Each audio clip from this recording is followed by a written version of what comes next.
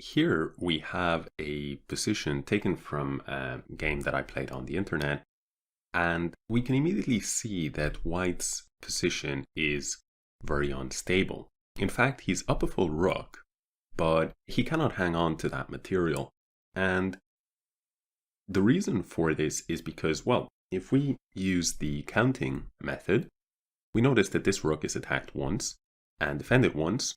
And so if we can bring more pressure to bear on that rook, then White may find himself unable to hang on to his rook. And indeed, that's exactly what happened after Black played the move Queen to e5. Now, White simply has no way of defending this rook, and he also cannot move the rook because of the pin on the king. But if we take a step back and we see this position here, we notice that besides this rook being very vulnerable, we also can notice that the rook on h4 is undefended. It's an unprotected piece. The queen on e3 similarly is an unprotected piece, although in the case of the queen it tends to matter a little bit less because the queen, being such a powerful piece, is, let's say, well able to defend herself. The bishop on f1 is also undefended, and that's a more vulnerable piece, perhaps the most vulnerable piece on the board, especially when you consider that the king on a1 and the bishop on f1, they are both on the same rank. Let's see how the game continued. Well, Black played the move Queen to e5, and here White played Queen to h3 with check. Black brought the king to c7, and now White played the move Queen to h2, which pins the queen, so in this way he prevents Queen takes rook. Black captured, White recaptured, and now Black captured the rook on d4. Notice how this rook is now an unprotected piece, but still White's position is a little bit fragile because the bishop on f1 continues to be unprotected, as is the rook. Black captured the rook, and now White played the move king to b2, and the reason is because he had to watch out for the bishop being lost.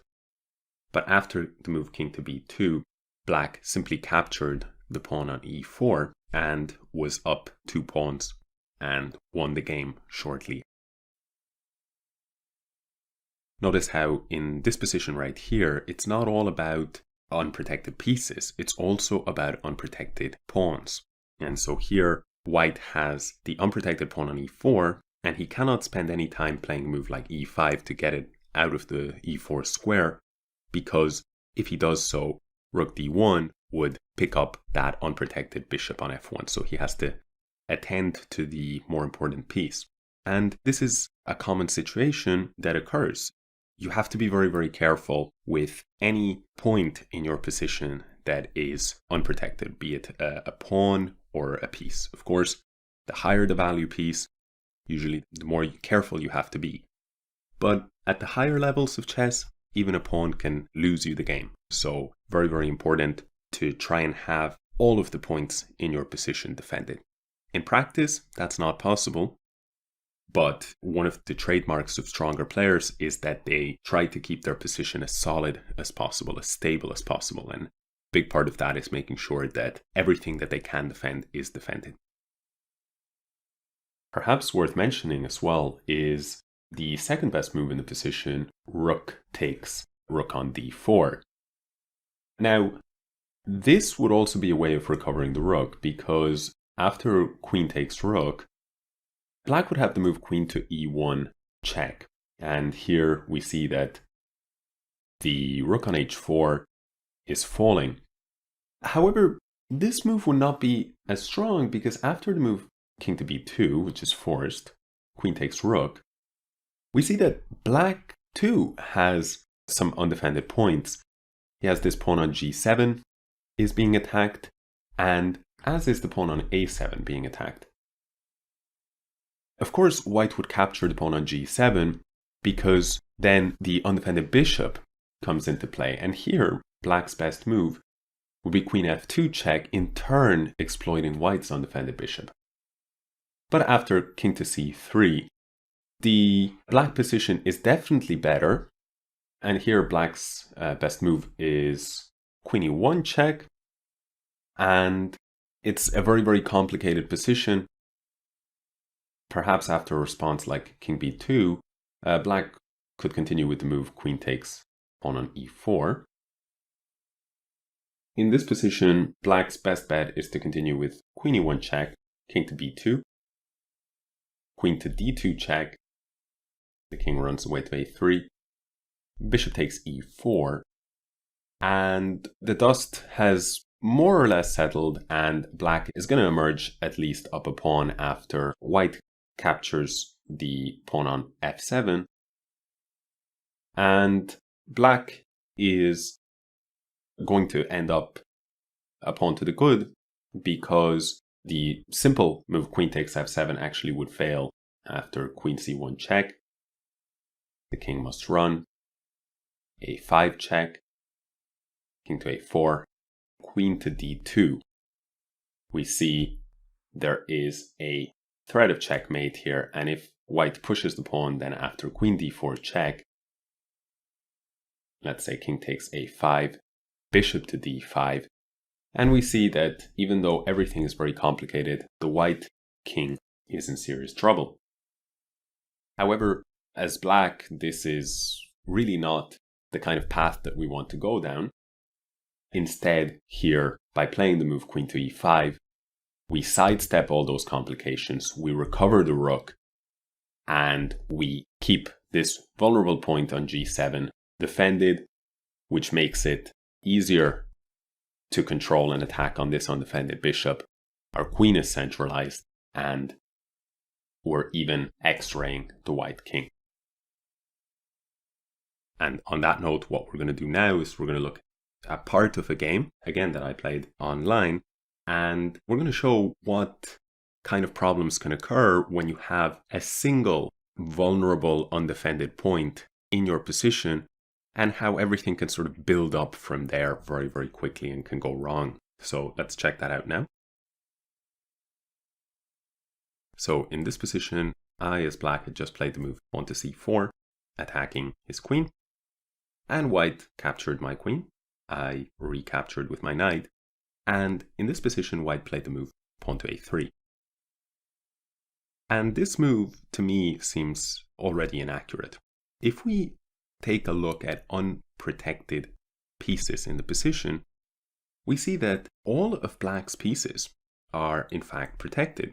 We see the bishop on g7 is protected, the knight on f6, well, that's protected by the g7 bishop as well as the e7 pawn. If we go over to the queen side, we see that the bishop on c8 is very well protected, and even the knight on b6, that's also protected. So we can see that black's position is very solid in that regard. White's position is very, very slightly less solid in that this bishop here on e2 has no protection, but the bishop on e2 is so well sheltered by the pawn chain and the fact that it's on white's second rank, so it's very difficult for black to exploit this. However, if we now move on to pawns, because as we said, pawns also matter, we see that for black, this pawn is well defended, well defended, well defended, well defended. The only pawn that is vulnerable, to my eyes at least, is this pawn on e7. But again, it's not very easy to attack it immediately. Nonetheless, black should be a little bit aware, a little bit careful of that pawn on e7 being unprotected. And, we commented that white's bishop was the only undefended piece right here. So if we actually just show the bishop and the pawn, we see that they're sort of in the same spot within the white and black camp. On the second rank for white lies the bishop, on the second rank for black lies the pawn, and these are two of the unprotected points in the position. But if we take a look now at white's pawn chain, well, this is well defended, well defended, well defended. We carry on. All of these we can see they're all defended. However, this guy on b2 has no defense because this pawn is the base of the opponent's structure. And based on this, the white position starts to feel not so comfortable to play. Black played knight to a4, attacking the pawn on b2. And if we go back to the counting, we notice that the count on the point on c3 is to 1, right? 1 defender and 1 attacker. As a result, in turn, if the b2 pawn moves, the c3 pawn right here will be the weak link. And notice as well how after knight takes c3, white is not in time to capture on c4 because guess what? That unprotected bishop on e2 comes back to haunt white. So the problem here was that white knew he couldn't advance his pawn, knew he couldn't just give black a pawn for free.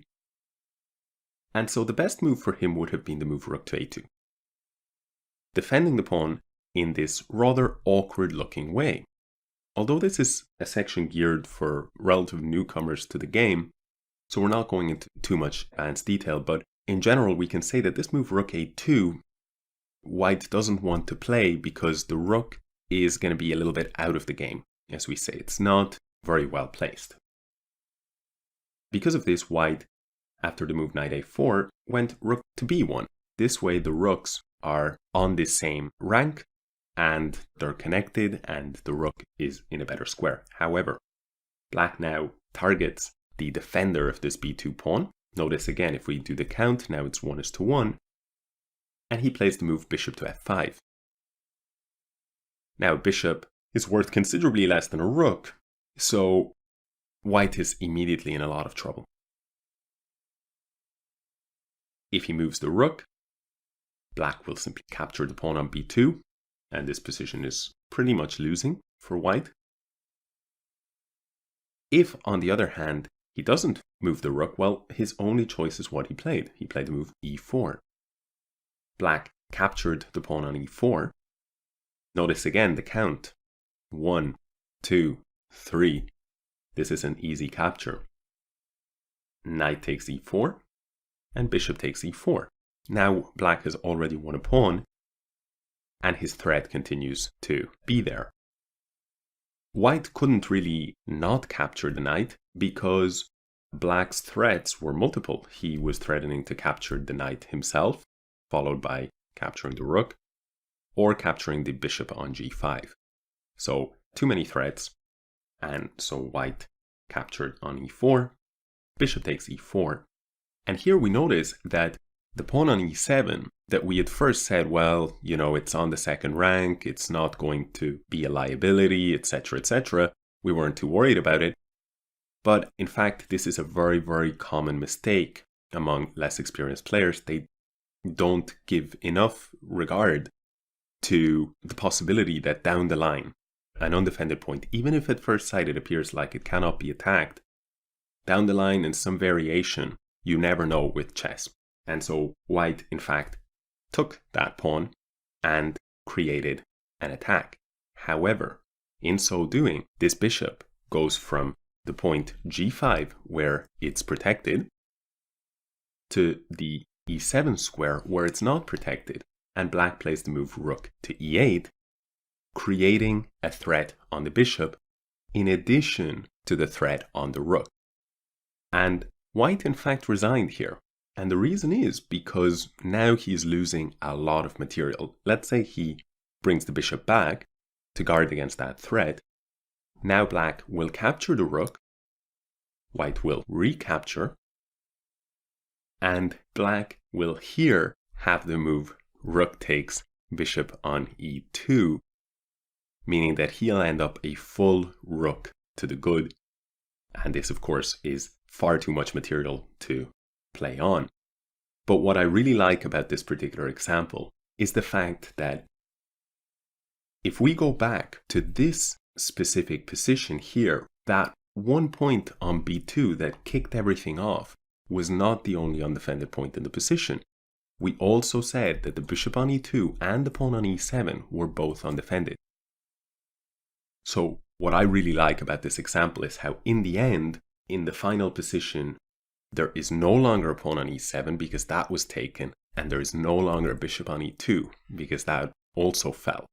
So it's funny, to me at least, how these particular points often drop in a line that all started with the undefended pawn on b2, which, funnily enough, in the final position still remains on the board. So that is that for this particular topic. And now I'm going to go into one final topic, which is very closely related, and it's called hanging pieces or hanging pawns, hanging points, let's say, in the position. And so I'll see you there.